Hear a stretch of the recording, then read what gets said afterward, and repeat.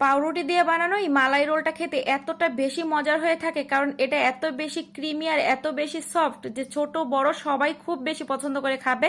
তো আশা করি রেসিপিটি ভালো লাগবে। ভালো লাগলে প্লিজ একটি লাইক দিয়ে ভিডিওটি শেয়ার করে দিবেন। তো আজকের মালাই রোল বানানোর জন্য এখানে আমি কতগুলো পাউরুটি নিয়েছি। এখন একটা করে পাউরুটি একটা বেলন দিয়ে এভাবে বেলে চ্যাপটা করে নিচ্ছি। দেন একটা নাইফ দিয়ে সাইডের ব্রাউন অংশটা কেটে বাদ দিয়ে দিচ্ছি। তবে এই অংশগুলো ফেলে না দিয়ে এগুলো দিয়ে কিন্তু ব্রেড ক্রাম্ব তৈরি করে নেওয়া যাবে। তো পাউরুটিগুলো এভাবে চ্যাপটা করে বেলে নিতে হবে, এতে করে পাউরুটিটা বড় হয়ে যাবে আর রোল করার সময় এটা ভেঙে যাবে না। তো এই তো সবগুলো পাউরুটি একইভাবে আমি বেলে সাইডটা এভাবে কেটে ক্লিন করে নিয়েছি। এখন ভিতরের পুরটা তৈরি করে নিব। তার জন্য প্যানে 2 কাপ নিয়ে নিচ্ছি লিকুইড গরুর দুধ,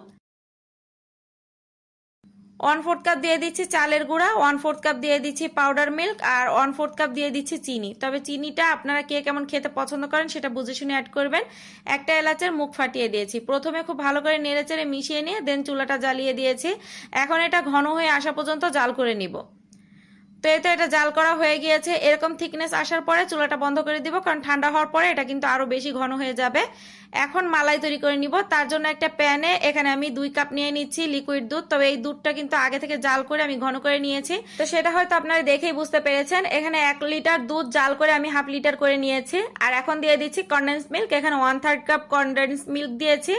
মিষ্টিটা আপনারা কে কেমন খেতে পছন্দ করেন সেটা বুঝে দিবেন। এখানে চিনির বদলে কনডেন্স মিল্কটা দিলে ভালো হবে। 1/4 কাপ দিয়ে দিচ্ছি পাউডার মিল্ক। পাউডার মিল্কটা দেওয়ার চেষ্টা করবেন, তাতে করে মালাইয়ের টেস্টটা খুব ভালো আসবে।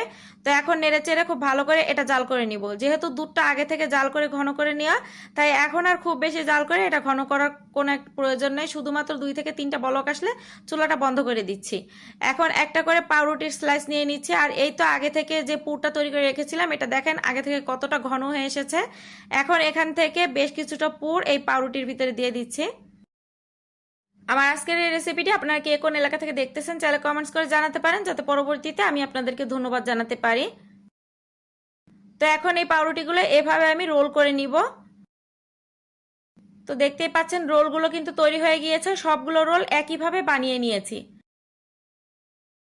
একটা জিনিস হয়তো আপনারা খেয়াল করেছেন, আমি পুর বানানোর সময় আর মালাই বানানোর সময় কিন্তু কোনো ধরনের লবণ ব্যবহার করি নাই, কারণ লবণ ব্যবহার করলে এটা কিন্তু খেতে নোনতা নোনতা লাগবে, যেহেতু পাউরুটিতে কিন্তু লবণ দেওয়া থাকে।